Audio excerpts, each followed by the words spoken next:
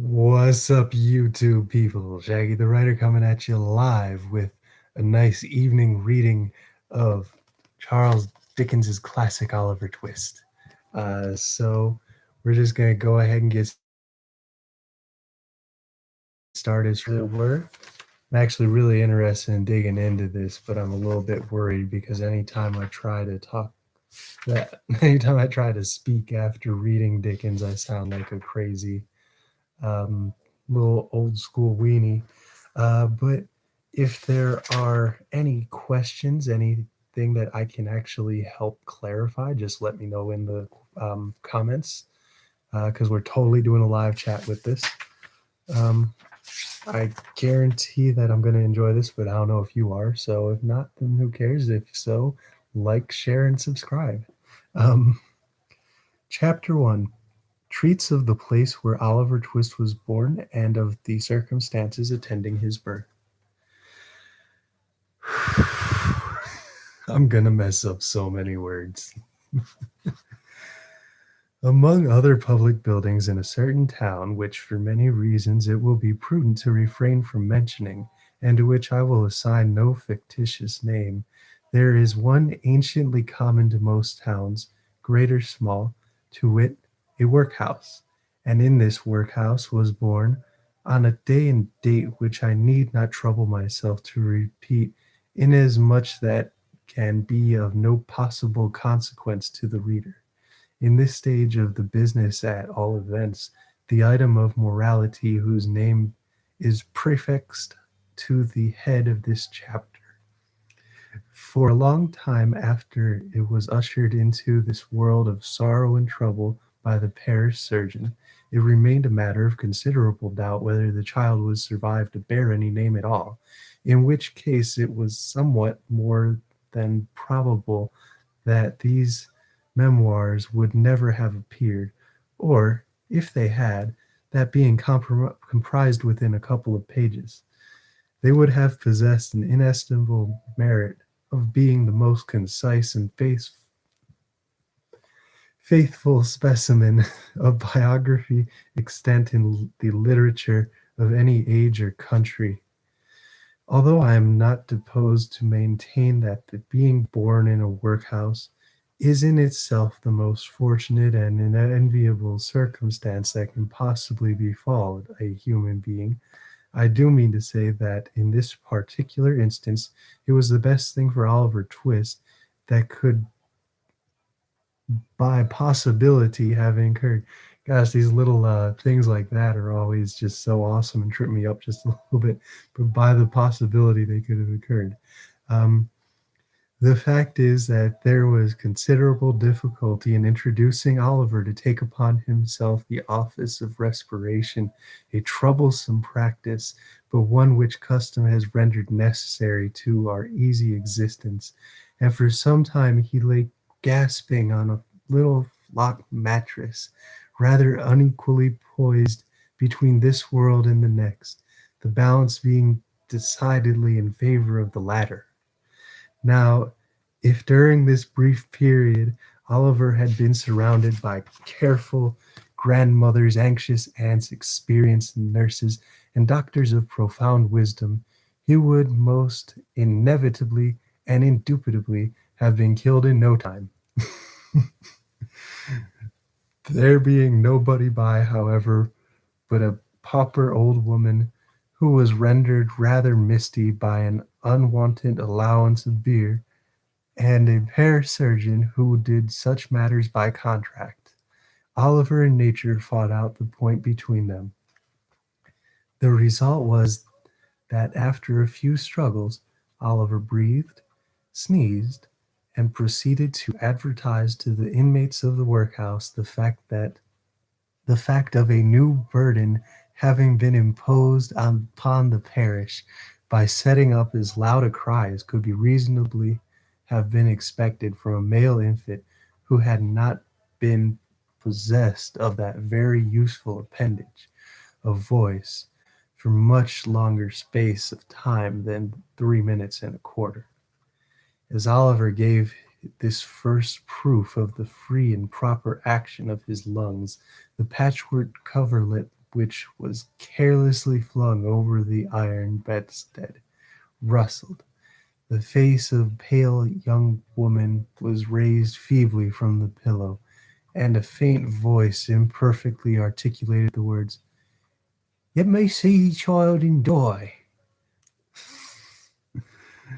The surgeon had been sitting with his face turned towards the fire, giving the palms of his hands a warm rub alternately. As the young woman spoke, he rose, and advancing to the bed's head, said, with more kindness than might have been expected of him, "Oh, you must not talk about dying yet." "Lord bless her dear heart, no," imposed the nurse, hastily depositing in her pocket a green glass bottle, the contents of which she had been tasting in the corner with evident satisfaction. "Lord bless her dear heart, when she has lived as young as I have, sir, and had 13 children of her own, all of 'em dead except 2, and then in the walker shift me, she'll know better than to take him on the way.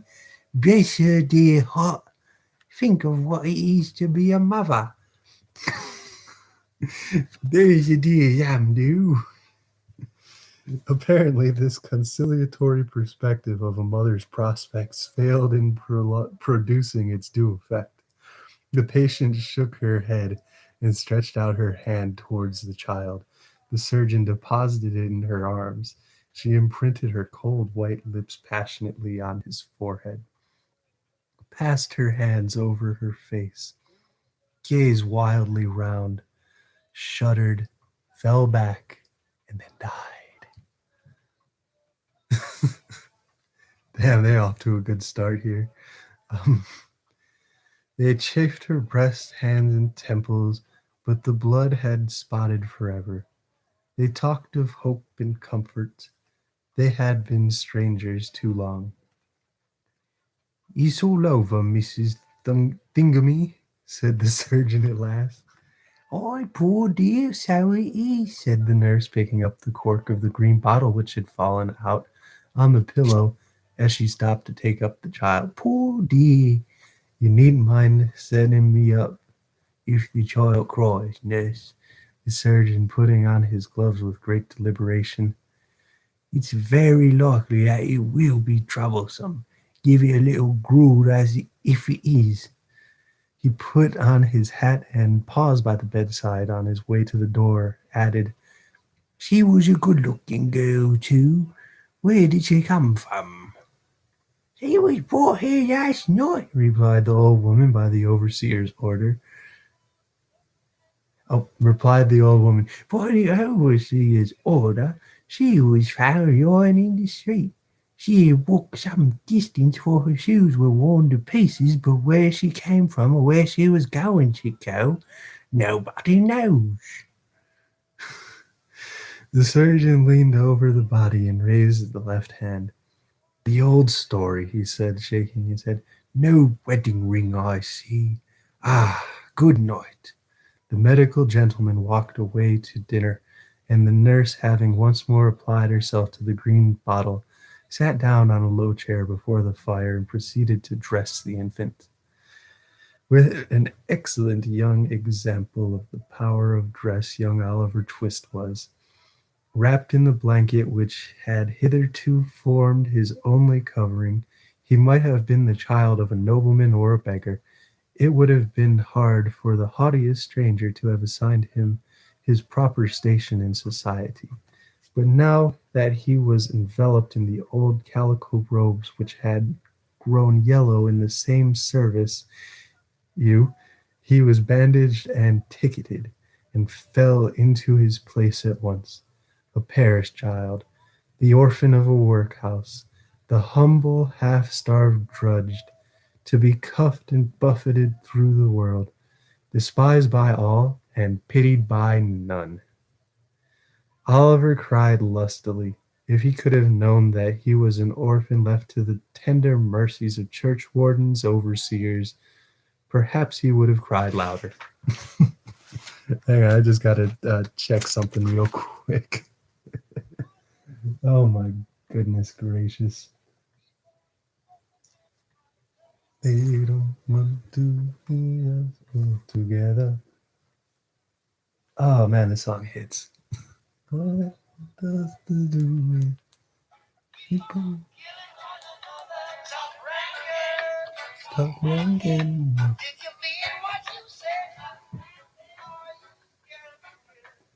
Ranking.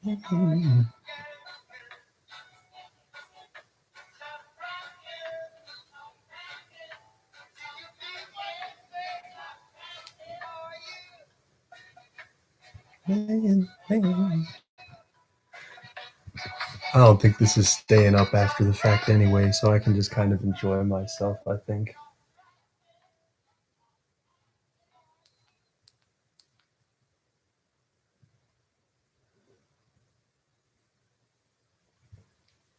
Okay, then.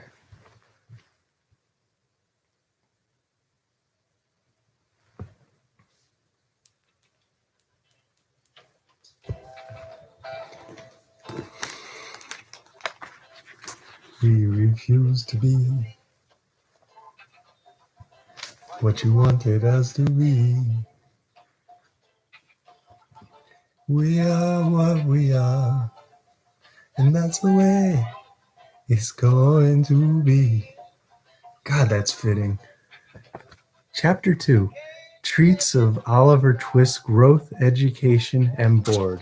Oh boy, hang on. Ah. For the next 8 or 10 months, Oliver was the victim of a systematic course of treachery and deception. He was brought up by hand. The hungry and destitute situation of the infant orphan was duly reported by the workhouse authorities to the parish authorities. The parish authorities inquired which dignity of the workhouse authorities whether there was no female then domiciled in the house who was in a situation to impart to Oliver Twist the consolation and nourishment of which he stood in need. The workhouse authorities replied with humility that there was not. Upon this, the parish authorities magnanimously and humanely resolved that Oliver should be framed, or in other words, that he should be dispatched to a branch workhouse some 3 miles off, where 20 or 30 other juvenile offenders against the poor laws rolled about the floor all day, without the inconvenience of too much food or too much clothing, under the parental superintendence of an elderly female, who received the culprits at and for the consideration of 7 pence halfpenny per small head per week.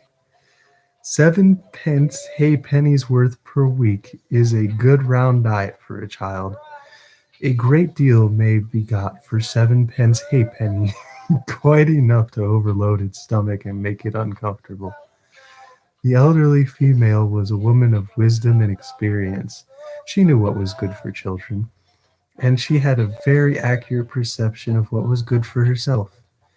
So, she appropriated the greater part of the weekly stipend for her own use, and consigned the rising parochial generation to an even shorter allowance than was originally provided for them, thereby finding in the lowest depth of deeper still, and proving herself a very great experimental philosopher. Oh boy, this is getting really dark really quick. But I'm definitely enjoying it though. Ooh, everybody knows the story of another experimental philosopher who had a great theory about a horse being able to live without eating, and who demonstrated so well that he got his own horse down to a straw a day, and would almost unquestionably have rendered him a very spirited and rapacious animal on nothing at all if he had not died just 24 hours before he was to have had his first comfortable bait of air. Unfortunately for the experimental philosophy of the female whose protecting care Oliver Twist was delivered over, a similar result usually attended the operation of her system.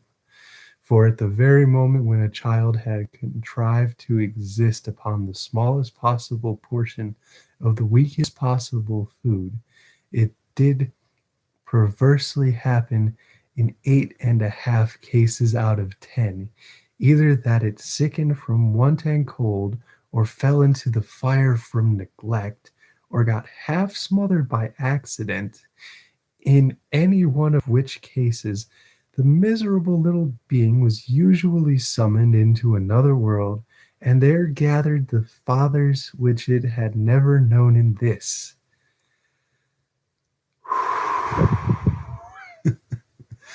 Trying to keep my mojo going, man. Wow. Sheesh. Occasionally, when there is some more than usually interesting inquest upon a parish child who had been overlooked in turning up a bedstead, or inadvertently scalded to death when there happened to be a washing, indeed, in parentheses, and the latter of whom invariably swore whatever the parish wanted, which was very self-devotional. Besides, the board made periodical pilgrimages to the farm, and always sent Beetle the day before to say they were going. The children were neat and clean to behold when they went, and what more would the people have? It cannot be expected that this system of farming would produce any very extraordinary or luxuriant crop. Oliver Twist's 9th birthday found him a pale, thin child, of somewhat diminutive in stature, and decidedly small in circumference. But nature or inheritance had implanted a good sturdy spirit in Oliver's breast. Oh man, that was clever, though. They're saying he's got heart. I love this. It had plenty of room to expand thanks to the spare diet of the establishment, and perhaps to this circumference may be attributed his having any 9th birthday at all. Be this as it may, however, it was his 9th birthday, and he was keeping it in the coal cellar with a secret party of 2 other young gentlemen, who, after participating with him in a sound threshing, had been locked up therein for atrociously presuming to be hungry when Mrs. Mann, the good lady of the house, was unexpectedly startled by the apparition of Mr. Bumble, the beetle, striving to undo the wicket of the garden gate. Goodness gracious, is that you? Do I really have to? Yeah, I'll do the voices. Goodness gracious, is that you, Mr. Bumble, sir? Said Mrs. Mann, thrusting her head out of the window in a well-affected ecstasies of joy. Susan, take Oliver and have him 2 brats upstairs and wash him directly. My heart alive, Mr. Bumble, how glad I am to see you, Shirley. Now, Mr. Bumble was a fat man and a choleric. So, instead of responding to his open-hearted salutation in a kindred spirit, he gave the little wicket a tremendous shake, and then bestowed upon it a kick which could have emanated from no leg but a beetle's.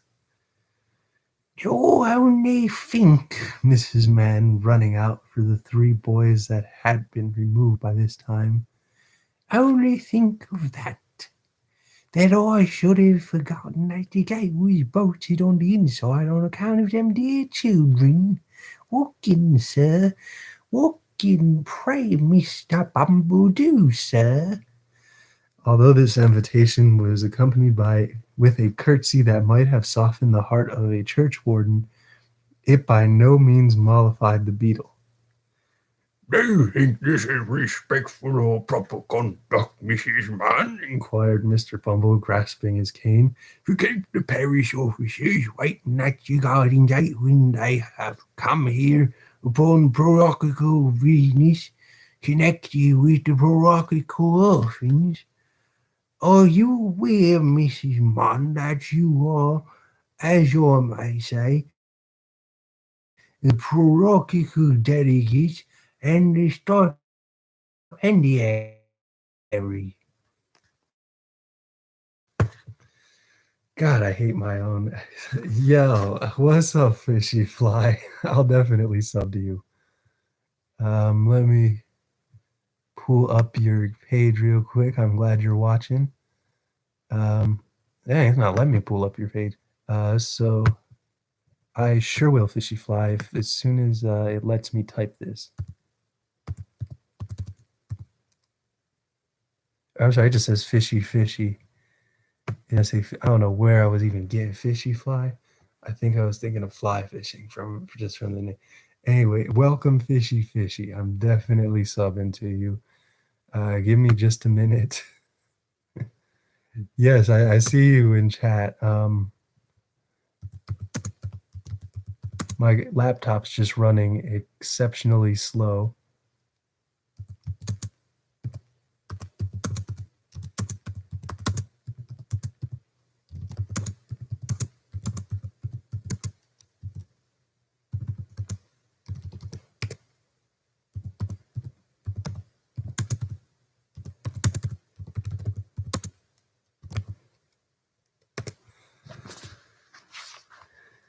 You are awesome, fishy, fishy. I absolutely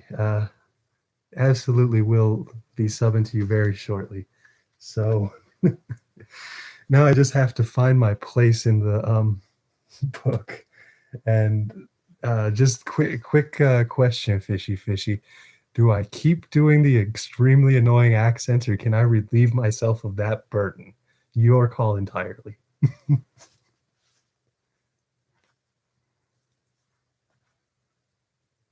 I guess I'll keep doing the accents until you tell me otherwise.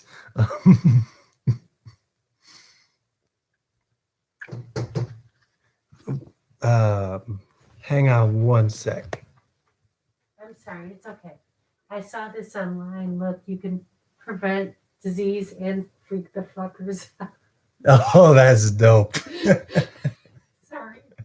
She just showed up in like she just showed up and knocked on my door wearing like basically a full headdress, talking about this is how you protect yourself and scare the hillbillies. Like, yeah, but all right, fishy, fishy. I'll definitely do the accents then, just to make you happy, because you are awesome and you deserve stupid accents on my end. Um, I'm sure, Mister Bumble. You always only carry one or two of the dear children as he's so fond of you, that it was you were coming, replied Mrs. Mann with great humility. Mr. Bumble had a great idea of his or oratorical powers. Orator. I hate just trying to pronounce words, though sometimes it's terrible. But oratorical powers and his importance. He had displayed the one and vindicated the other. He relaxed. Well, Mrs. Man, he replied in a calmer tone. It may be as you say it may be. Eat your way in, Mrs. Man, for I come on business and I have something to say. Mrs. Man ushered the beetle into a small parlor with a brick floor, placed a seat for him, and officiously deposited his cocked hat and cane on the table before him. Mr. Bumble wiped from his forehead the perspiration with which his walk had engendered, glanced complacently at the cocked hat, and smiled. Yes, he smiled. Beetles are but men, and Mr. Bumble smiled. Um, but thanks, fishy, fishy. I think I'm going to just for consistency, though. Um, thanks for showing up. You are awesome. I'll sub to you as soon as I'm done here.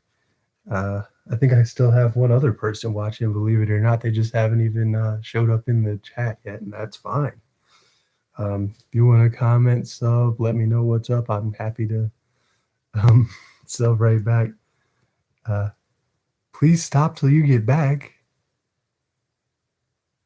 Oh boy. You better be fast. But I will. So I just gotta remember my place. I guess because I'm planning on posting this, I'll just do a little bit of background on Dickens that was in the front of the book. Charles Dickens was born on February 7th, 1812, in Portsmouth, England, where his father was a naval pay clerk. When he was 5, the family moved to Chatham near Rochester, another port town. He received some education at a small private school, but this was curtailed when his father's fortunes declined. More significant was his childhood reading, which he evoked the memory of his father's library.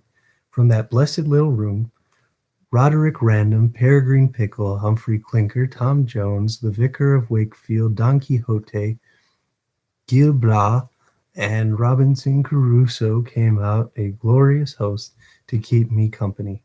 They kept alive my fancy and my hope of something beyond that place and time. When Dickens was 10, the family moved to Camden Town, and this proved to be the beginning of a long and difficult period. He wrote later of his coach journey alone to join his family in their new lodgings. I consumed my sandwiches in solitude and dreariness, and it rained hard all the way, and I thought life sloppier than I had expected to find it. When he had just turned 12, Dickens was sent to work for a manufacturer of boot blacking, where for the better part of the year he labored for 10 hours a day, an unhappy existence instilled in him with a sense of having been abandoned by his family. Do you want me to keep reading the bio or just go back to where I was reading the book before, Fishy?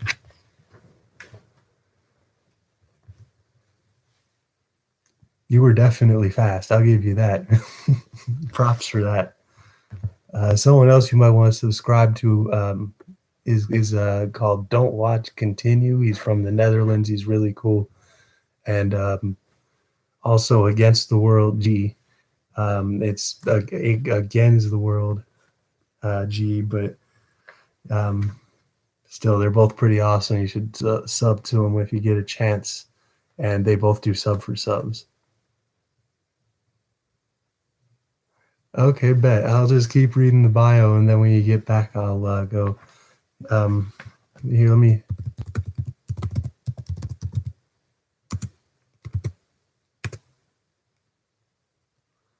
He's from the States like me, and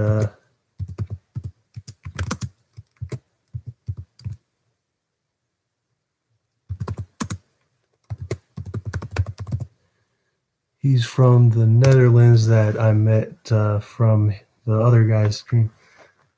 Oh, okay, dope.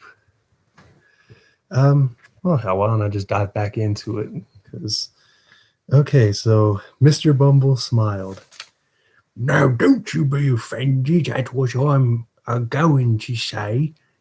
Oh, God, I just used the wrong voice for the wrong character. Now, don't you be offended at what I'm going to say, observed Mrs. Mann with captivating sweetness. You've had a long walk, you know, or I wouldn't mention it. Now, will you take a little drop of something, Mr. Bumble? Not a drop, said Mr. Bumble, waving his right hand in a dignified but placid manner. I think you will, said Mrs. Mann, who had noticed the tone of the refusal and the gesture that had accompanied it. Just a little drop with cold water and a lump of sugar. Mr. Bumble coughed. Now, just a little drop, said Mrs. Mann. Okay, it does say persuasively. I hate how the font in these books is never more than like 8 point or 10 point because I'm starting to lose vision as I get older. But yeah, let's see. What is it? Inquired the beetle. Why, it's what I'm obligated to keep a little of in the house to put into the blessed infants, Daffy, when they ain't well, Mr. Bumble, replied Mrs. Mann as she opened a corner cupboard and took down a bottle and a glass. It's gin, I'll not deceive you, Mr. B. It's gin. "You give the children Daffy, Mrs. Man?" inquired Bumble, following with his eyes the interested process of mixing. "Ah, bless him, I do, dear as it is," replied the nurse. "I couldn't see him suffer before me very eyes, you know, sir." "No," said Mr. Bumble approvingly. God, these were weird times. But let me see. "No," said Mr. Bumble approvingly. "No, you could not. You're a humane woman, Mrs. Mann." Here she set down the glass. "I shall take an early opportunity of mentioning it to the board, Mrs. Mann." He drew it towards him. "You feel as a mother, Mrs. Mann." He stirred the gin and water. I drink to your health and cheerfulness, Mrs. Mann." And he swallowed half of it. "And now about business," said the beetle, taking out a leathern pocketbook. "The child that was half baptized. Ah, the child that was half baptized, Oliver Twist, is 9 years old today." "Bless him," interposed Mrs. Mann, inflaming her left eye with the corner of her apron. "And notwithstanding an offer reward of £10, which was afterwards increased to £20, notwithstanding the most superlative, and I may say supernatural exertions on the part of this parish," said Bumble, "we have never been able to discover who is his father, or what was his mother's settlement name or condition." Even thank you, Fishy. I love that, and I'm definitely subbing to you here very soon. Um, but yeah, what kind of content do you make, by the way? Just because obviously I'm a writer, so mine's kind of going to be more literature based, but there will be a lot of comedy stuff in the future when we're not on quarantine. Um, the beetle drew himself up with great pride and said, "I invented it." Oh, wait. Oh, no, yeah, sorry. Because actually, it was Mrs. Mann, raised her hands in astonishment, but after a moment's reflection, "How comes he to have any name at all, then?" The beetle drew himself up with great pride and said, "I invented it." "You, Mr. Bumble?" "I, Mrs. Mann. We name our fondlings in alphabetical order." Oh, God, I love that, and I relate to that.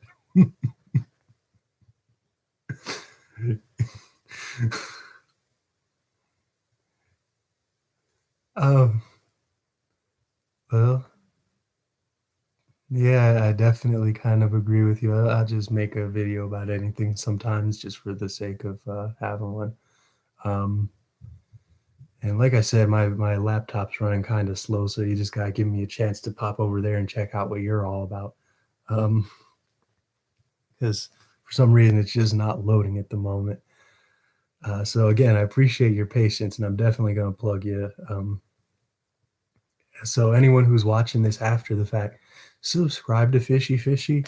Uh, you, whoever the second viewer is, that is so awesome to have showed up today. You don't have to say anything. I'm just glad you're here. Go sub to Fishy when you get a chance. I know he or she will appreciate it. Um, but let me see. "Oh, Mrs. Mann, we name our fondlings in alphabetical order. The last was a S. Swabble, I named him. This was a Twist, I named him. The next one comes will be Unwin, and the next will be Wilkins. I've got the names ready-made to the end of the alphabet and all the way through again when it comes to Z." Why, you are quite a literary character, sir, said Mrs. Man. Well, well, said the beetle, evidently gratified with the compliment. Perhaps I may be, Mrs. Man.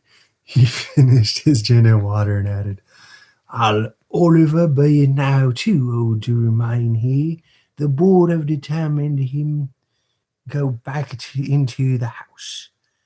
I have come out myself to take him there, so let me see him at once, I'll fetch him directly, says Mrs. Man, leaving the room for that purpose.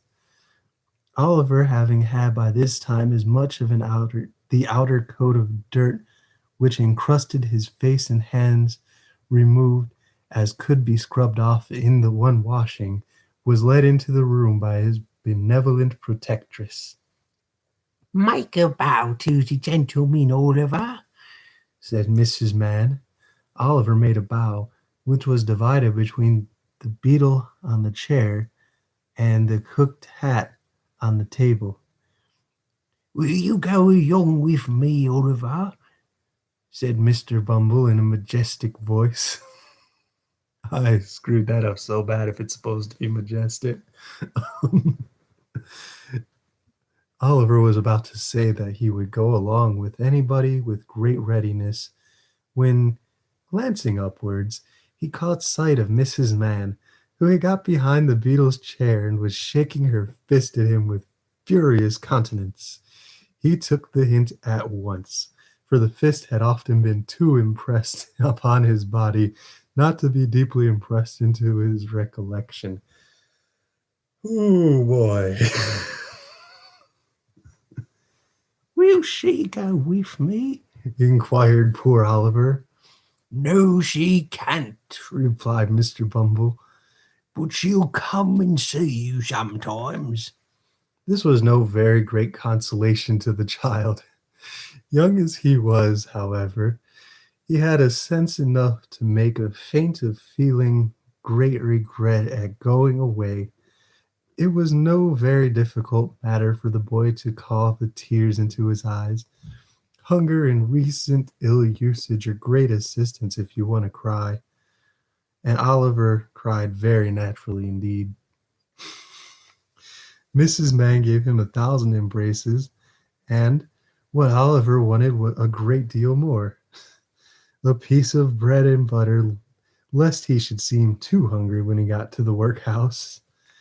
With the slice of bread in his hand, and the little brown cloth parish cap on his head, Oliver was then led away by Mr. Bumble from the wretched home where one kind word or look had never lightened the gloom of his infant years. And yet he burst into an agony of childish grief as the cottage gate closed behind after him. Wretched as were the little companions in misery he was leaving behind, they were the only friends he had ever known, and a sense of his loneliness in the great wide world sank into the child's heart for the first time. Mr. Bumble walked on with long strides, little Oliver, firmly grasping his gold-laced cuff, trotted beside him, inquiring at the end of every quarter mile whether they were nearly there. To these interrogations Mr. Bumble returned very brief and snappish replies, for the temporary blandness which gin and water awakens in some bosoms had by this time evaporated, and he was once again a beetle. Whew, I know this is just getting ridiculous, Fishy. I appreciate you sticking it out. Oliver had not been within the walls of the workhouse a quarter of an hour when, and had scarcely completed the demolition of a second slice of bread, when Mr. Bumble, who had handed him over to the care of an old woman, returned, and telling him that it was a board night, informed him that the board had said he was to appear before it forthwith. Not having a very clearly defined notion of what a live board was, Oliver was rather astonished by this intelligence, and was not quite certain whether he ought to laugh or cry. He had no time to think about this matter, however, for Mr. Bumble gave a tap on the head with his cane to wake him up, and another on his back to make him lively, and bidding him to follow, conducted him into a large whitewashed room, where 8 or 10 fat gentlemen were sitting round a table. At the top of the table, seated in an armchair rather higher than the rest, was a particularly fat gentleman with a very round red face. "Bow to the board," said Bumble. And, oh no, you're just fine, Fishy. Do what you got to do, man. If you got to take off, take off. Either way, you've definitely earned my respect tonight. It doesn't take a whole lot to do it, and you've gone above and beyond. So, "Bow to the board," said Bumble. Oliver brushed away 2 or 3 tears that were lingering in his eyes, and seeing no board but the table, fortunately bowed to that. "What's your name, boy?" said the gentleman in the high chair. Oliver was frightened at the sight of so many gentlemen, which made him tremble, and the beetle gave him another tap behind, which made him cry. And these 2 causes made him answer in a very low and hesitating voice, whereupon a gentleman in a white waistcoat said he was a fool, which was a capital way of raising his spirits and putting him quite at ease. Well, thanks for coming back, Fishy. I definitely appreciate it. "Boy," said the gentleman in the high chair, "listen to me. You know you're an orphan, I suppose." Yeah, I don't even think you missed anything. You just missed he showed up at the workhouse and they had to go in front of like a board of people. But "You know you're an orphan, I suppose." What's that, sir? inquired poor Oliver. "The boy is a fool. I thought he was," said the gentleman in the high waistcoat. "Hush," said the gentleman who had spoken first. "You know you've got no father or mother, and that you were brought up by the parish, don't you?" "Yes, sir," replied Oliver, weeping bitterly. "What are you crying for?" inquired the gentleman in the white waistcoat. And to be sure, it was very extraordinary. What could the boy be crying for? "I hope you said your prayers every night," said another gentleman in a gruff voice. "Pray for the people who feed you and take care of you like a Christian." Yes, sir, stammered the boy. The gentleman who spoke last was unconsciously right. It would have been very like a Christian, and a marvelously good Christian, too, if Oliver had prayed for the people who fed and took care of him. But he hadn't because nobody had taught him. "Well, if you have come here to be educated and taught a useful trade," said the red-faced gentleman in the high chair, "so you'll begin to pack oakum tomorrow morning at 6 o'clock. added the surly one in the white waistcoat. For the combination of both of these blessings in this one simple process of packing oakum, Oliver bowed low by the direction of the beetle, and was then hurried away to a large ward, where on a rough, hard bed he sobbed himself to sleep. What a noble illustration of the tender laws of England! They let the paupers go to sleep. Poor Oliver. Whew, boy, this is definitely difficult. But poor Oliver. He little thought, as he lay sleeping in happy unconsciousness of all around him, that the board, oh boy, excuse me, that the board had, oh man, I lost my place.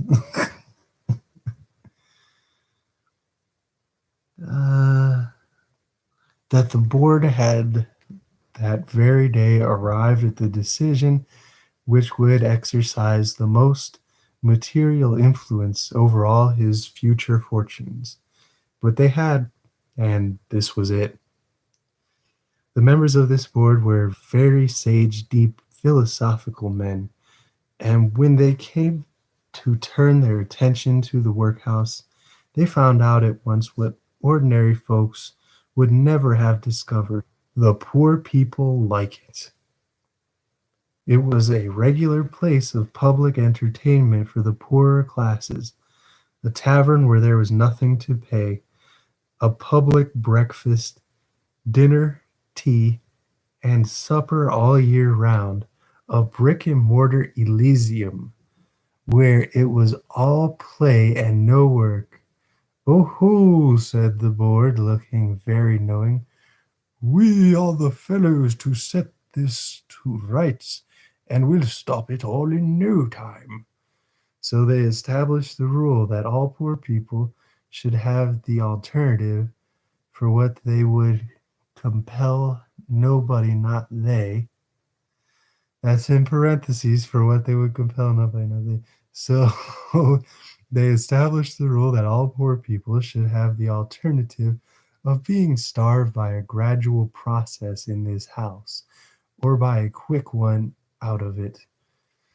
With this view, they contracted with the waterworks to lay on an unlimited supply of water. What's up, Fishy? I just seen dude. So I'm trying to be helpful.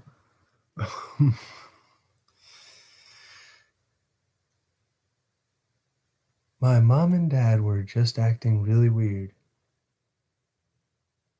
Well, I mean, it happens. People are gonna act weird because of the situation that we're in right now. Um, I mean, you're watching someone who looks like Shaggy read Oliver Twist, and I'm not even like cursing or being offensive or anything. So hopefully that they're not gonna get too freaked out about this.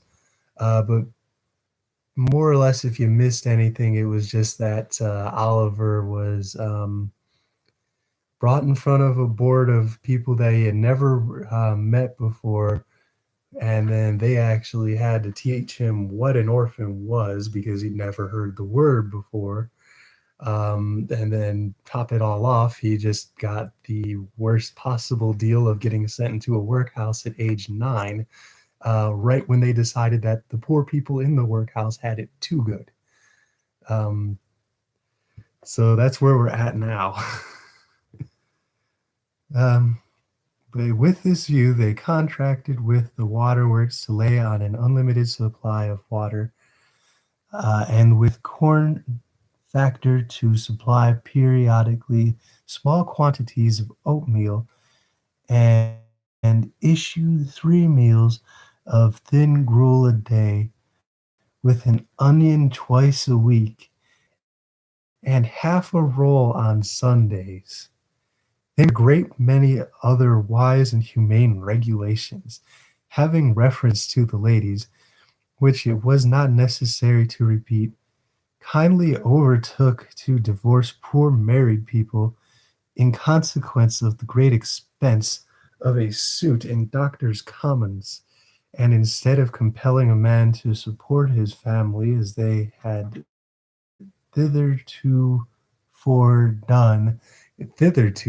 God bless. Man, you think your parents are weird. Whoever came up with the word thitherto for.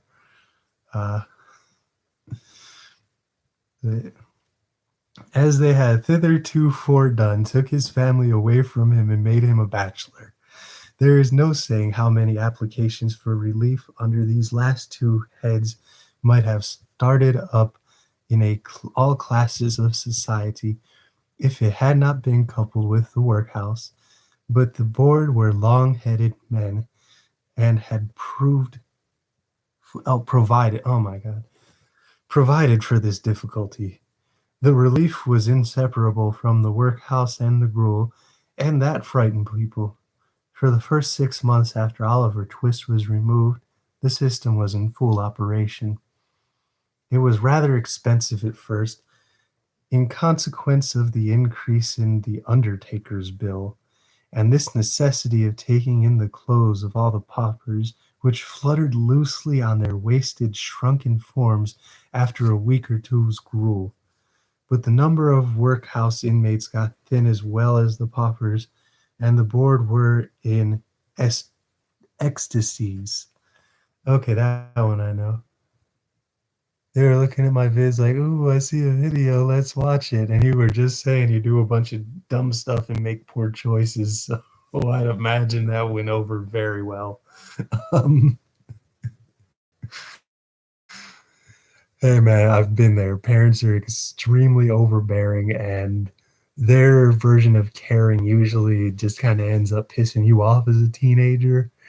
Like, that's just a fact of life, bro. We all live with this. Because between the fact that they've been cooped up in their house for God knows how long already, and they have nothing to do, sorry, fishy, you're probably going to get the short end of the stick because let's be real. I think that something happens when people become a parent.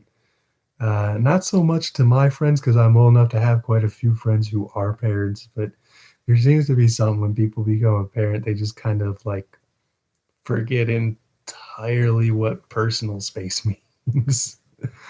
But they love you, and you just kind of have to accept that fact. But let me. The room in which the boys were fed was a large stone hall with a copper at one end, out of which the master dresser, in an apron for that purpose, and assisted by one or two women, ladled the gruel at meal times. Of this festive composition, each boy had one porringer and no more, except on occasions of great public rejoicing, when he had 2 ounces and a quarter of bread besides. The bowls never wanted washing. The boys polished them with their spoons till they shone again, and when they had performed this operation, which never took very long, the spoons being nearly as large as the bowls, they would sit staring at the copper with such eager eyes as if they could have devoured the very bricks of which it was composed, employing themselves meanwhile in sucking their fingers most assiduously. God, they had to divide that word up between 2 pages. But most assiduously, with the view of catching up any stray splashes of gruel that might have been cast therein. There's a picture that they threw in the copper. He's asking the guy for more, so we already know what part's coming up. Boys have generally excellent appetites. Oliver Twist and his companions suffered from the tortures of slow starvation for 3 months. Boy, who's it? Someone's texting me. I'm sorry. Bando, sub to Bando Guns, I guess, because he's dope too. But I have an audience of 2 people, occasionally 3. Thanks again for coming up, Fishy. And whoever the additional person is that I know is out there. Let me see.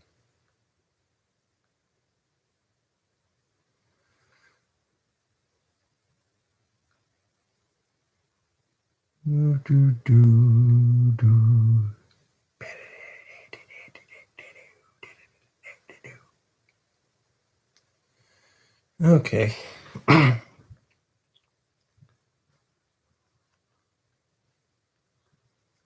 A council was held. Lots were cast. Who should walk? Yep, we all knew it was coming. I think that's like the one line everyone knows about this. The evening arrived. The boys took their places. The master in his cook's uniform stationed himself at the copper. His pauper assistants ranged themselves behind him, and the gruel was served out, and a long race was set over the short commons. Crap. I'm over here trying to text and read at the same time, and it is not working. It's let me see here. So the girl disappeared. The boys whispered each other and winked at Oliver, while his next neighbors nudged him. Child as he was desperate with hunger.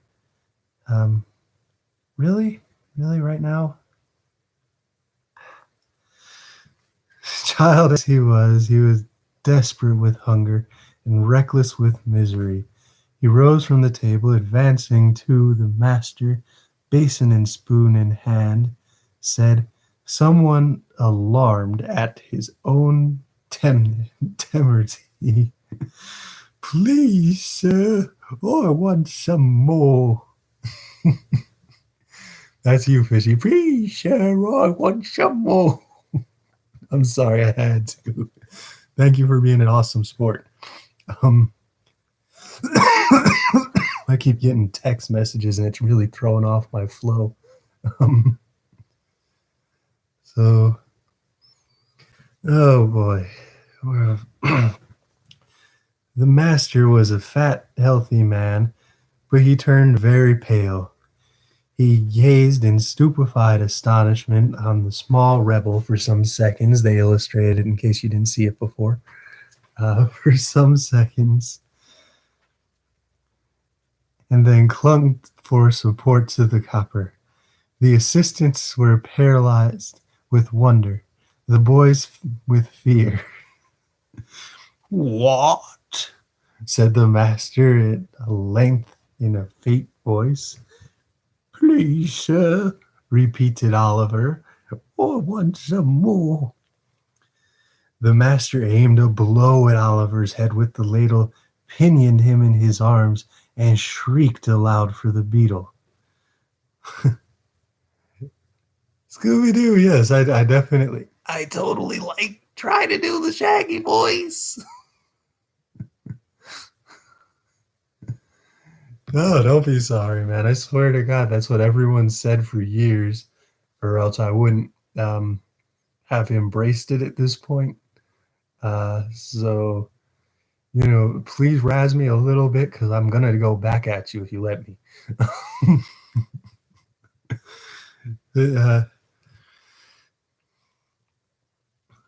The board were sitting in a solemn conclave when Mr. Bumble rushed into the room in great excitement and addressed the gentleman in the high chair.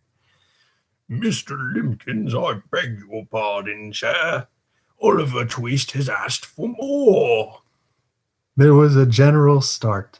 Horror was depicted on every countenance. For more, said Mr. Limpkins. Compose yourself, Bumble, and answer me distinctly. Do I understand that he asked for more after he had eaten the supper allotted by the dietary? He did, sir, replied Bumble. That boy will be hung, said the gentleman in the white waistcoat. I knew that boy will be hung. Nobody controverted the prophetic gentleman's opinion. An animated discussion took place. Oliver was ordered into instant confinement, and a bill was the next morning pasted on the outside of the gate, offering a reward of £5 to anybody who would take Oliver Twist off the hands of the parish.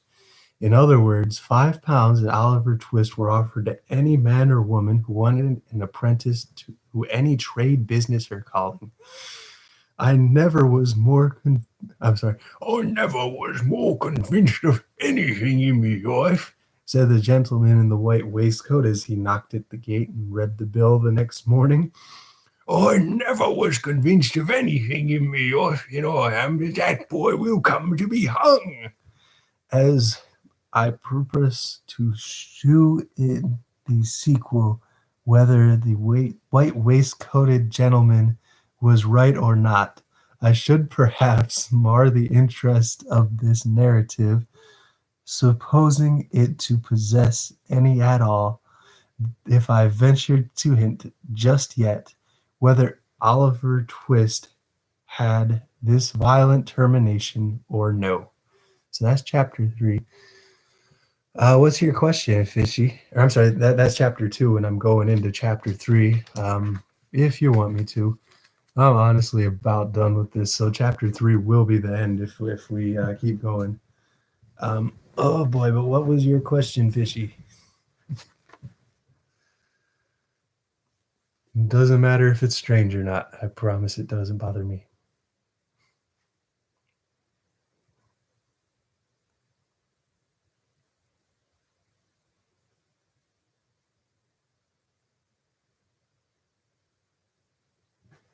Oh boy.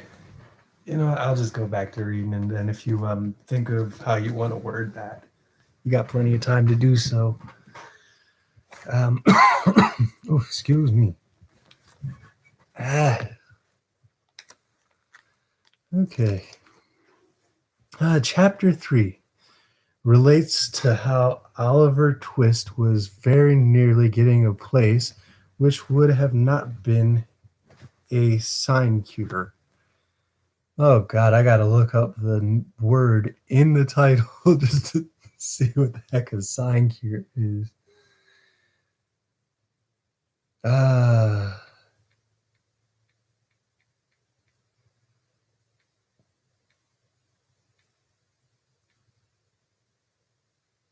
Why is it called a building if it's already built?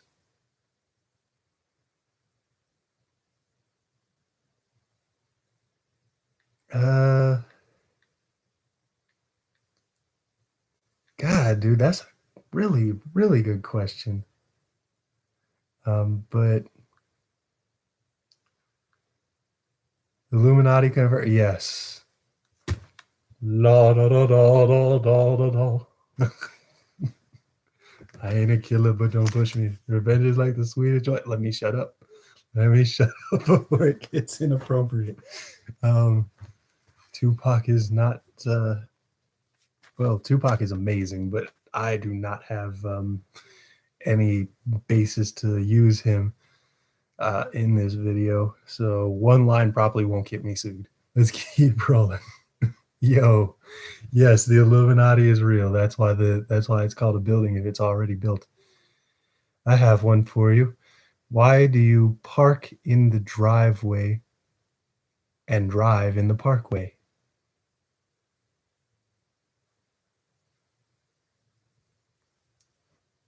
But yo, what's up, 2 people in the chat?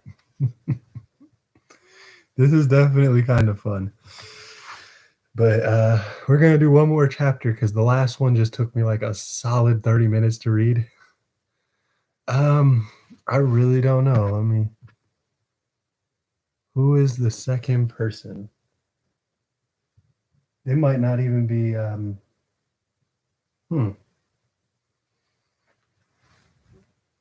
Who is the second person? I don't know. I'm kind of surprised. I do have a couple people that would normally show up just to talk some smack, but people are busy. I can't expect everyone. And plus, I'd imagine that whoever's in the chat might be having like some kind of technical difficulties or something, but I don't want to discourage them from watching my video. So maybe that is just some Illuminati spectator that is really mad at me for mentioning that they're real. And if that's the case, sorry, buddy. Common knowledge at this point, every presidential candidate can attest to that, except for Bernie Sanders. And that's not even a political plug. I just don't think that they want him to be in power. It is a very good question. Oh, so you're just getting to the question that I posed before, and my thing is just this laggy. Oy vey.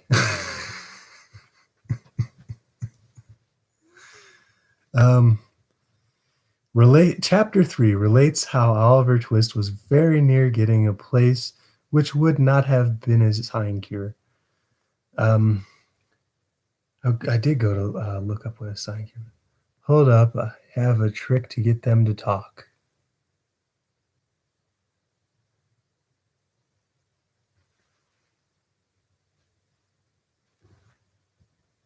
Oh well, I'm gonna check my phone while y'all do that. Then I'm gonna look up what a sign cure is. SINECURE. I hate when I get a word like that. A sinecure is an office carrying a salary or otherwise generating income that requires little or no responsibility, labor, or active service. Ooh, I want a job like that. Dang, if they ever ask me what I want to be, man, I want to be a sinecure. Oh boy. For a week after the commission of the impious and profane offense of asking for more, Oliver remained a close prisoner in the dark and solitary room to which he had been consigned by the wisdom and mercy of the board.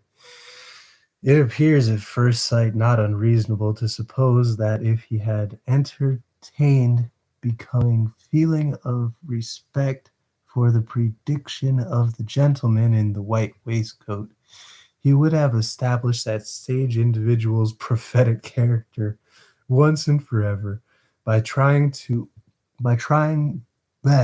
by tying one end of his pocket handkerchief to a hook on the wall and attaching himself to the other. Damn, Dickens. Yes, I do want to see your trick though. Um but let's see. Forward. In council assemble, solemnly given and pronounced under their hands and seals. Good Lord, they go through just like everything to try and get somebody to do something. I don't know what's going on with these people. They won't even let them have their handkerchiefs, but there was a still greater obstacle in Oliver's youth and childishness. He only cried bitterly all day, and when the long dismal night came on, he spread his little hands before his eyes to shut out the darkness, and crouching in the corner, tried to sleep, ever and anon walking with a start and tremble, and drawing himself closer and closer to the wall, as if to feel even its cold, hard surface were a protection in the gloom and loneliness which surrounded him. Let it not be supposed by the enemies of the system that during the period of his solitary incarceration, Oliver was denied the benefit of exercise, the pleasure of society, or the advantages of religious consolation. Fucking talk. Oh, come on, man. Well, so much for this being family friendly. See, this is why your parents are getting mad at you.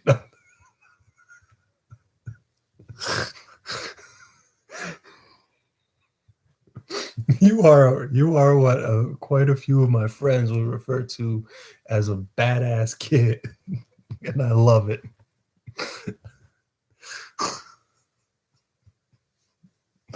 I wonder if that has ever actually worked for anybody, though.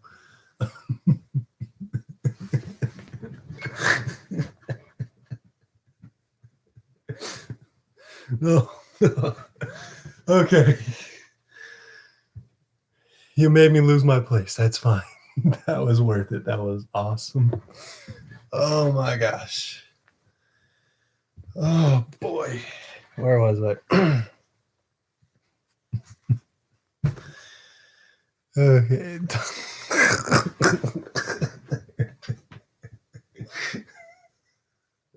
No.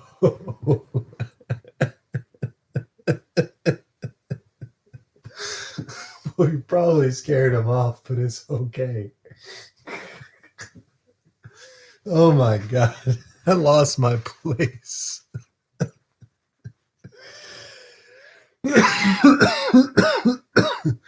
Oh my god. Okay.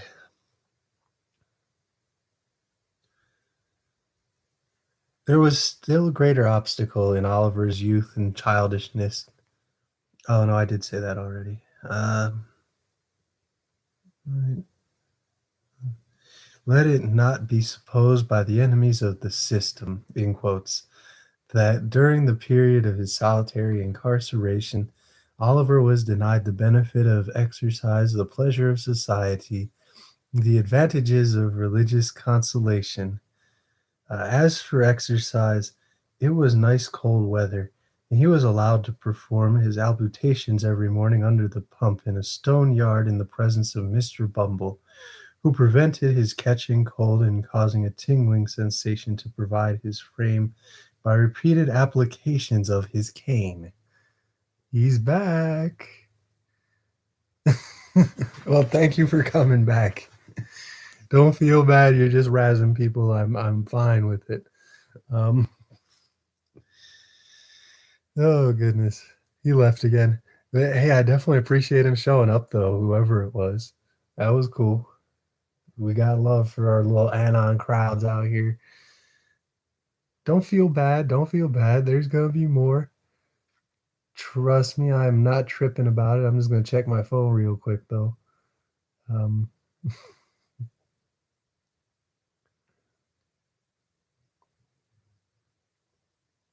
mhm.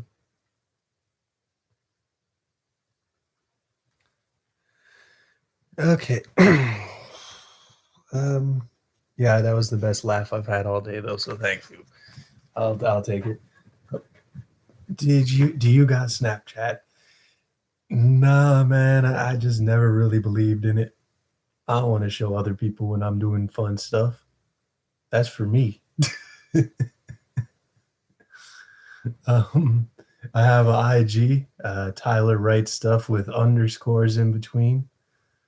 I have a Reddit, um, which is Shaggy Foe, FOEE. Um, and yeah, that's about it.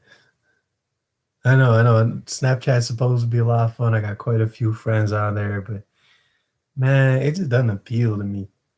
I'm like just not even a huge fan of. Oh boy, you okay there, fishy? let me get back into this. Okay.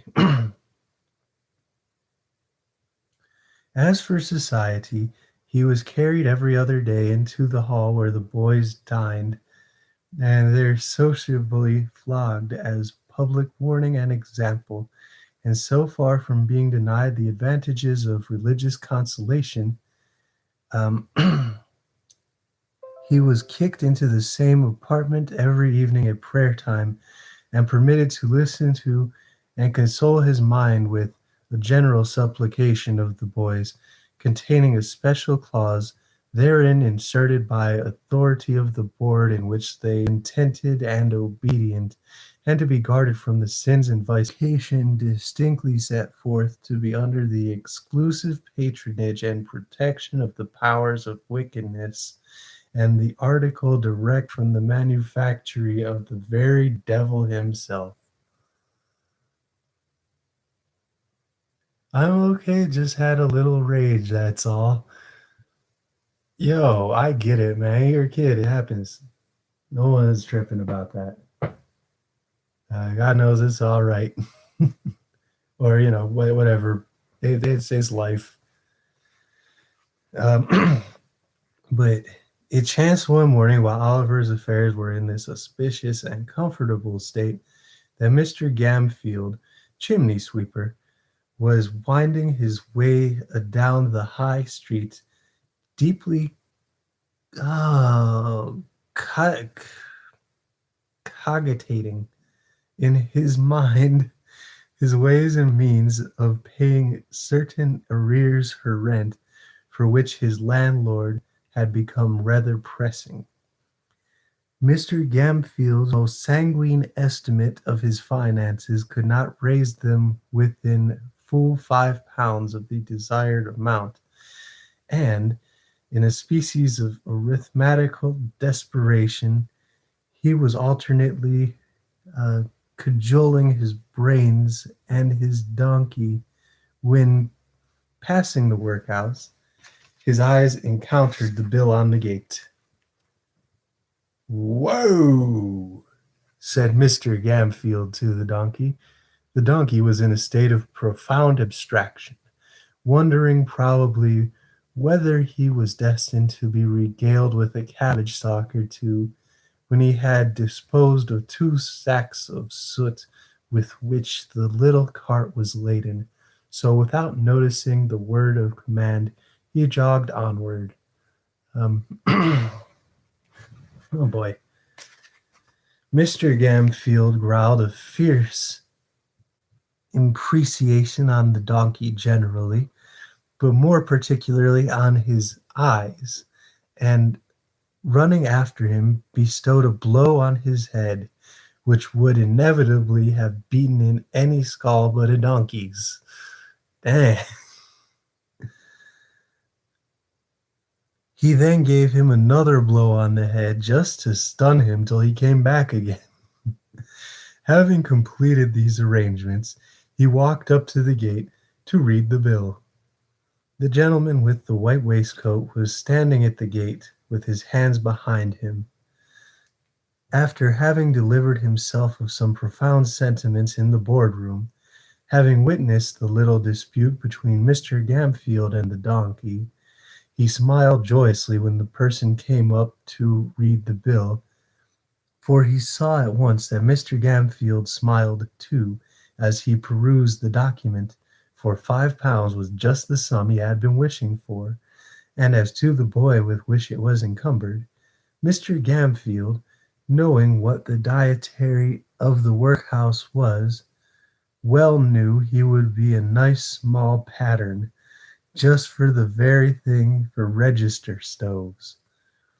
So he spelt the bill through again from beginning to end, and then touching his fur cap in a token of humility, accosted the gentleman in a white waistcoat. "Is here, boys, sir, what the parish wants to pretence?"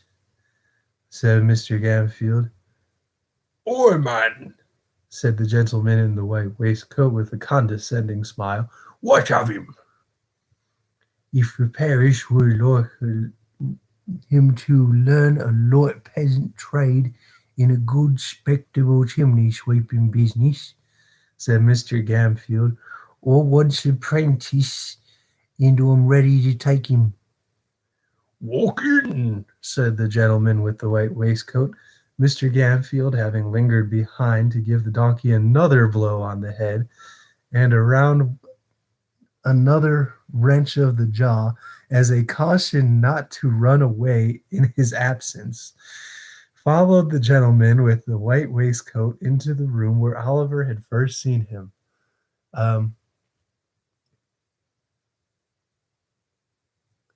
After the stream, can you look at my subs? I'm not trying to flex. Sorry I wrote this. You're cool. Don't sweat it, Fishy. I got your back. I'm definitely going to be subbing to you as soon as I'm done. I hope you got a ton of subs, man. I mean, not for my sake, but for your own. You can monetize that when you get a little older. Okay. "It's a nasty trade," said Mr. Lambkins when Mr. Gamfield had again stated his wish. "Young boys have been smothered in chimneys before now," said another gentleman. "That's because they dumped the straw afore they lit the chimney to make 'em come down again," said Gamfield. "That's all smoke and no blaze. Whereas smoke ain't of no use his whoring making a boy come down, for it only sends him to sleep, and that's what he likes. Boys is very obstinate and very lazy gentlemen, and there's nothing..." God, they even spelled it fucked up. "And there's nothing like a good hot breeze to make 'em come down with a run. It's humane too, gentlemen, Because even if they're stuck in the chimney roasting their feet, makes them struggle to extricate themselves. Oh my God. I got one for what? Way to go. Fishy, you are awesome. Monetized is when they actually are capable of paying you for showing ads to other people. So once you get to 500, they start actually paying people. I believe over a certain age, but I think that they'd probably be willing to let you if your parents agreed to it at this point. Even it's just a matter of actually reading over the contract and all that. But pretty much anyone who gets like a couple of advertisements in their videos is usually making like an extra couple hundred to a couple $1,000s a year just by having a YouTube account. So there's a lot of people who love that monetization. But fishy, you deserve your 114, man. You're awesome. So like I said, just keep at it. Maybe even try and find like a theme or something that you like, and then just keep working on like building up your channel. I mean, it's over the course of like a year, though. I mean, it's not like people are actually capable of living off of it. But if you could get like a couple hundred extra dollars coming in on top of whatever allowance you got or whatever, I mean, that definitely would be pretty dope, wouldn't it? And I'm sitting over here talking to kids and shit. I cursed. I'm gonna have to delete this. But yeah, no, that's dope. I really hope that you succeed, buddy, because it might help you pay for college or like a trade school in the future. It definitely would be dope. But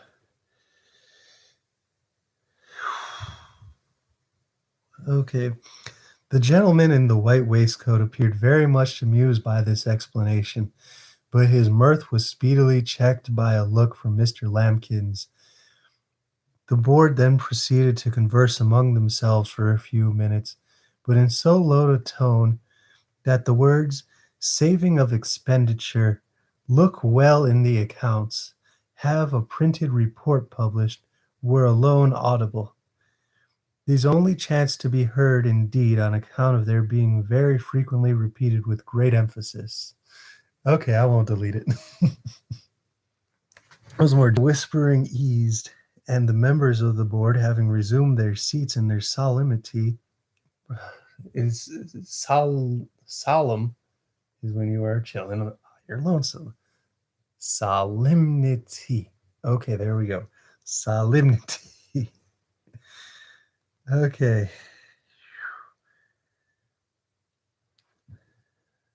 I lost my place again. So won't you let me have them, gentlemen? Said Mr. Gemfield, pausing near the door. No, Replied Mr. Limbkins. at least, as it's a nasty business, we think you ought to take something less than the premium we offered. Mr. Gamfield's countenance brightened as with a quick step he returned to the table and said, What do you give, gentlemen? Come on, don't be too hard on a poor man. What do you give? I should say £3 is plenty. said Mr. Lambkins. 10 shillings too much, said the gentleman in the white waistcoat. Come, Said Gamfield. say £4, gentlemen. Say £4, you got rid of him for good and all there. £3.10, repeated Mr. Lambkins firmly. Come out, split the difference, gentlemen, urged Gamfield. £3.15. Not a farthing more, was the firm reply of Mr. Lambkins. You're desperate hard upon me, gentlemen, said Gamfield, wavering. Pooh, nonsense, said the gentleman in the white waistcoat. He'd be cheap with nothing at all. He's a premium. Take him, you silly fellow. He's just the boy for you. He wants the stick now and then. It'll do him good. And his board needn't come very expensive, for he hasn't been overfed since he was born. Ha, ha, ha. Yes, I keep losing my place though. But that was actually spelled out with like 3 exclamation marks. I mean, I can't believe he spelled out "ha" with exclamation marks just to prove that this man is just that big of a turd. He doesn't even actually laugh. He just says the word "ha." Oh my god. Whew. Mr. Gamfield gave an arch look at the faces round the table, and observing a smile on all of them, gradually broke into a smile himself. The bargain was made. Mr. Bumble was at once instructed that Oliver Twist and his indentures were to be conveyed before the magistrate for signature and approval that very afternoon. In pursuance of his determination, little Oliver, to his excessive astonishment, was released from bondage and ordered to put himself into a clean shirt. He had hardly achieved this very unusual gymnastic performance when Mr. Bumble brought him, with his very own hands, a basin of gruel and the holiday allowance of 2 ounces and a quarter of bread. Oh my God, these people are awful.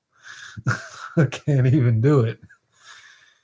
Ooh, at this tremendous sight, oh God, Oliver began to cry very piteously, thinking not unnaturally that the board must have determined to kill him for some useful purpose, or they never would have begun to fatten him up in that way.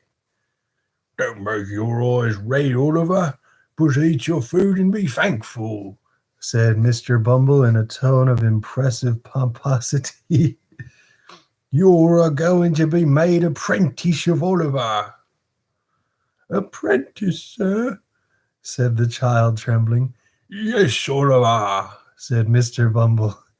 The kind and blessed gentleman which is so many parents to you, Oliver, would have none of your own, are going to apprentice you and set you up in life and make a man of you. Although the expense of this parish is £3.10. £3.10, Oliver. 70 shillings. 146 pences. Because all of the Old English money was like multiples of 6. So that's just whatever. But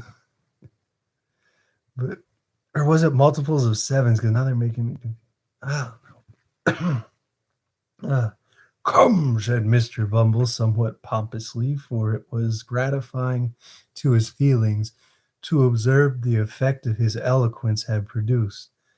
Come, Oliver, wipe your eyes with the cuffs of this jacket and don't cry into your gruel. That's a very foolish action, Oliver. It certainly was, for there was quite enough water in it already. Oh boy. On their way to the magistrate, Mr. Bumble instructed Oliver that he would have to do would be to look very happy when the gentleman asked him if he wanted to be apprenticed, that he should like it very much indeed.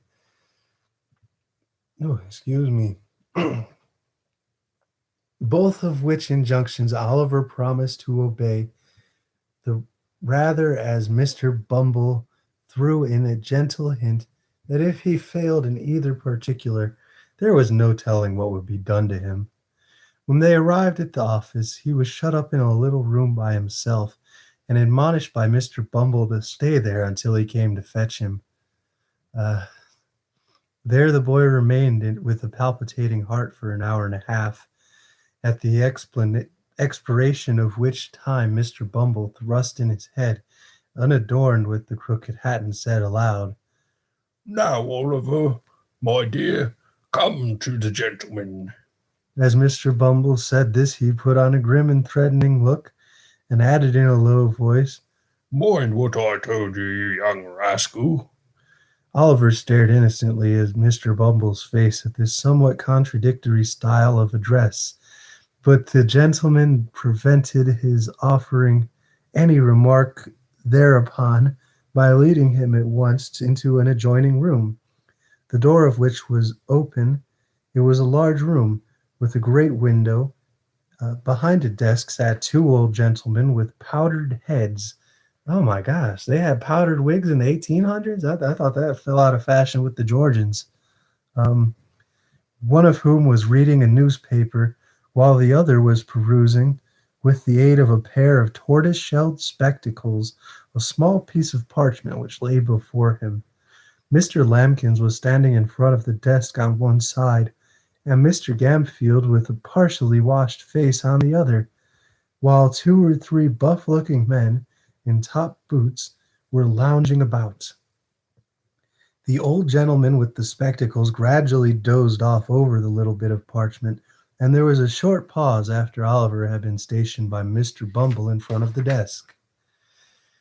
This is the boy, your worship, Said Mr. Bumble. Okay, so they are lords then. That at least makes some sense. This is the boy, your worship. Said Mr. Bumble. The old gentleman who was reading the newspaper raised his head for a moment and pulled the other old gentleman by the sleeve, whereupon the last mentioned old gentleman woke up. Oh, is this the boy? Said the old gentleman. This is him, sir. Replied Mr. Bumble. Bow to the magistrate, my dear. Welcome back, Fishy. Oliver roused himself and made his best. Oh boy, I am not reckoning. Obeisance? I know he's saying obedience, but it's not obedience, it's obeisance. Oh boy. God, and I actually write I may be here for a while. Hope I'm here long. Okay, man, take your time. You don't gotta be here all day. I'm probably gonna be done here soon anyway. I've been going at this an hour and a half, and I keep running into words that are tripping me off, like obeisance. Oy vey.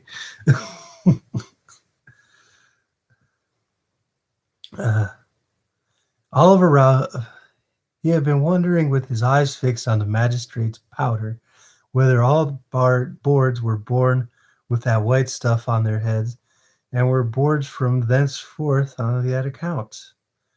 Well, Said the old gentleman. I suppose he's fond of chimney sweepings.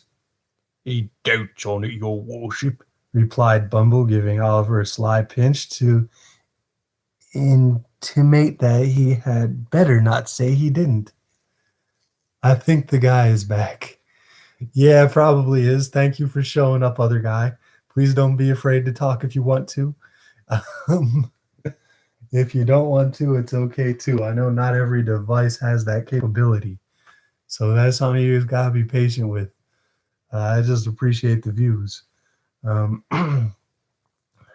Okay. He will be a sweep, will he? Inquired the old gentleman.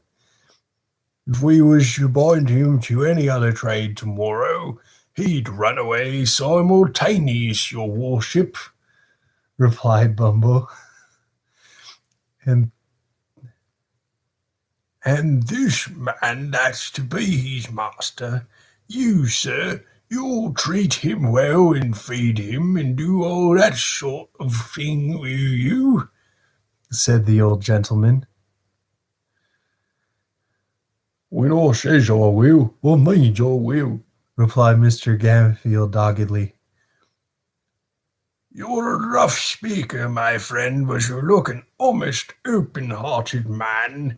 Said the old gentleman, turning his spectacles in the direction of the candidate for Oliver's premium, whose villainous countenance was a regular stamped receipt for cruelty, but the magistrate was half blind and half childish, so he couldn't reasonably be expected to discern what the other people did. No, you don't have to worry about curse words on the chat. It's fine. This is all ages.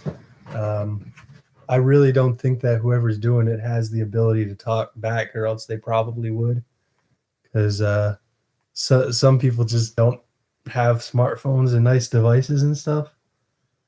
So, it is what it is. You don't have to be perfect. We appreciate you just showing up. But let me see, where was I? Oh, I hope I am, sir. Said Mr. Gamfield with an ugly ear. I have no doubt you are, my friend, Replied the old gentleman, fixing his spectacles more firmly on his nose and looking about him for the inkstand. It was the critical moment of Oliver's fate. If the inkstand had been where the old gentleman thought it was, he would have dipped his pen into it and signed the indentures, and Oliver would have been straightway hurried off. But as it chanced to be immediately under his nose, it followed as a matter of course that he looked all over his desk for it without finding it. And happening in the course of his search to look straight before him, his gaze encountered the pale and terrified face of Oliver Twist, who, despite all the admonitory looks and pinches of Bumble, was regarding the repulsive countenance of his future master with a mingled expression of horror and fear too palpable to be mistaken even by the half-blind magistrate. There are 3 people now. Woo woo. But yeah, it might have a Nintendo Switch. That's awesome watching me on your Switch. Thank you. Yeah, 3 people who turn up. I should really be like perping and being like, oh, hey, look at that. We got 17 views. Wubba dub dubs. Oh boy. The old gentleman stopped, laid down his pen, and looked from Oliver to Mr. Limbkins, who attempted to take snuff with a cheerful and unconcerned aspect. My boy, said the old gentleman, leaning over the desk. Oliver started at the sound.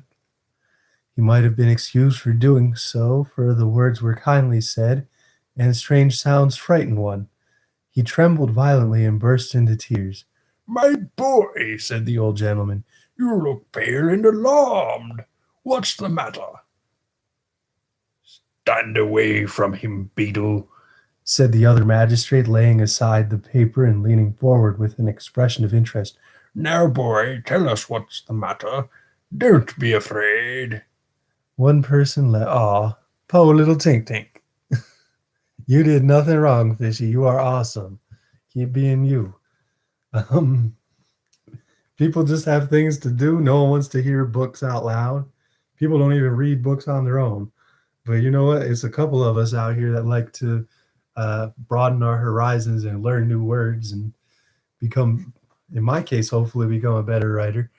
But in your case, hopefully you just actually learn to like reading in the future. Or, hell, maybe you do a video reading Captain Underpants or something. Because honestly, I kind of was like a little bit too old by I think the 5th book. So I haven't read anything after the 5th book. That came out when I was like, yeah. I'd hope so if you've been hanging out this long, man. You're awesome, though. But I do like reading. Well, that's actually really great, Fishy. You got a favorite book?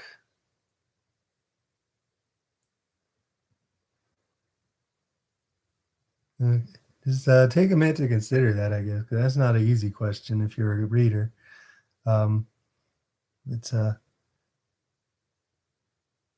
Oliver fell on his knees and, clasping his hands together, prayed that they would order him back to the dark room, that they would starve him, beat him, kill him if they pleased, rather than send him away with that dreadful man. Well, said Mr. Bumble. and designing orphans as I ever see, Oliver. You are one of the most barefacedest. Hold your tongue, Beetle, said the second old gentleman when Mr. Bumble had given vent to his compound adjective. I beg your worship's pardon, said Mr. Bumble, incredulous of his having heard right. Did your worship speak to me? Yes, hold your tongue. Mr. Bumble was stupefied with astonishment. Beetle ordered to hold his tongue. A moral revolution. The old gentleman in the tortoise-shell spectacles looked at his companion. He nodded significantly. We refuse to sanction these indentures, said the old man, tossing aside the piece of parchment as he spoke. I hope, stammered Mr. Limpkins, I hope the magistrates will not form the opinion of the authorities have been guilty of any improper conduct on the unsupported testimony of a mere child. Also, there's 2 likes, FYI. Oh, dope. That's what's up. And I'm almost done with the 3rd chapter, too. Yeah, baby. Oh, boy. The magistrates are not called upon to pronounce any opinion on the matter. Oh, my gosh, I messed up. What are, also just a question, what are you recording on? It wouldn't work on my phone because I honestly kind of wanted to do this out in my car. But I am doing this on a little laptop that I usually write on. It's got a webcam. I normally keep like a piece of paper taped over it or something. But for this, it's definitely dope that it's got a webcam. Because the picture seems like it's actually even coming out pretty good.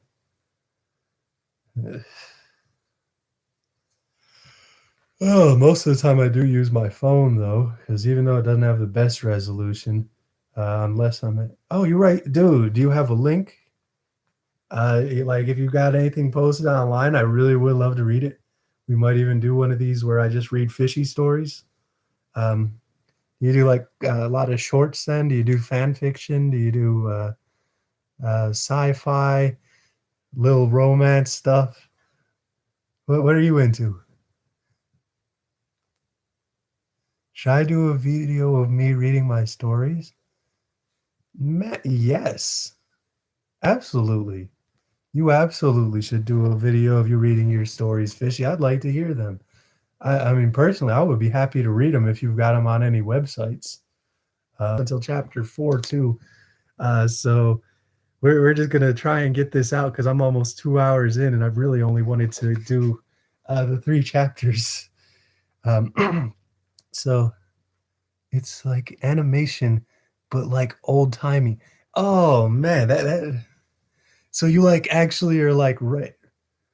Not that fun. It doesn't have to be, but you're like actually like kind of writing out how like the characters all bounce up and down whenever they're walking and all that. Is that what you're like talking about? I made 2 stories my whole life. Okay, that's dope. That's so dope, Fishy. That is amazing. I've wrote about well, let me see. I'd say there's probably about 50 or 60 short stories that I've written over the years. One novel that I started when I was like going to college, one that I finished a few years ago that I'm going to be putting out, and another one that's basically already written in here, but I got to put it out there. One is about a dragon, though. Oh my gosh. That sounds really dope. I have to read it. I can really give you some feedback if you want, Fishy, and if not, I'm more than happy just to support. But let's see. Your magistrates are not called upon to pronounce any opinion on the matter, said the old gentleman sharply. Take the boy back to the workhouse and treat him kindly. He seems to want it. And this may be weird, but the other story is about camping. Dude, that's not weird. You're being diverse. totally only camping. So what? You're diversifying. You've got one fantasy story and you've got one like mundane human interest piece. So I really don't see an issue with that. Maybe add a sci-fi. That'll really make my interest, that's for sure. Read those two though, man. I will definitely tune into that whenever you do. It's totally not about camping. You mean like camping in the video games where they just keep staking people out? I don't know. I'm gonna try and finish this chapter real quick because I'm so close. Um, the same evening, the gentleman in the white waistcoat most positively and decidedly affirmed not only that Oliver would be hung, but that he would be drawn and quartered into the bargain. Wow.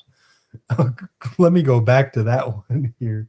But Mr. Bumble shook his head with gloomy mystery and said he wished he might come to good. Whereunto Mr. Gamfield replied that he wished he might come to him, which, although he agreed with the beetle in most matters, would seem to be a wish of a totally opposite description. The next morning, the public were more informed that Oliver Twist was again to let and that £5 would be paid to anybody who would take possession of him. Yeah. So yeah, there we are. That is chapter 3. I've got 5 viewers now. So if you guys want me to continue, let me know now because I will go in and torment myself by reading a 4th chapter. Do you know how to find channel links? If you give me your channel link, I'll shout you out. Oh yeah, crud.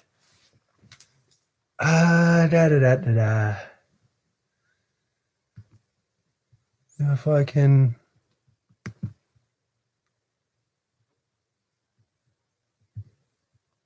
I'm going to try and do it on here, but it's never as easy on the laptop for some reason. But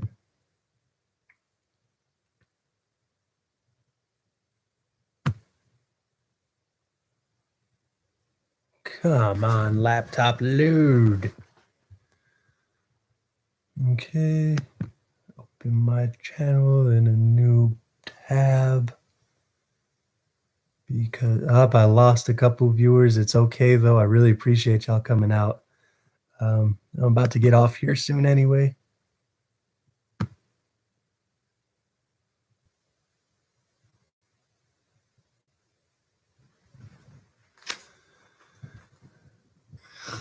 Oh my gosh. Ugh. Whew. I am just about done, to be honest. I don't know.